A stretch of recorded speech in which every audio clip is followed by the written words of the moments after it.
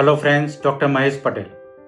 2024માં એક સર્વે અનુસાર ભારતમાં આજે 35 કરોડ દર્દીઓ એવા છે કે જેમના શરીરનું વજન ખૂબ જ વધારે છે.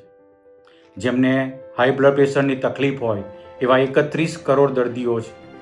જેમને પહેલેથી જ ડાયાબિટીસ હોય અને અત્યારે બોર્ડર પર આવ્યો હોય એવા 23 કરોડ દર્દીઓ છે. જેમને કોલેસ્ટ્રોલની તકલીફ હોય એવા 12 કરોડ દર્દીઓ છે. જેમને અસ્થમા એટલે કે દમ અને શ્વાસની તકલીફ હોય એવા 7 કરોડ દર્દીઓ છે.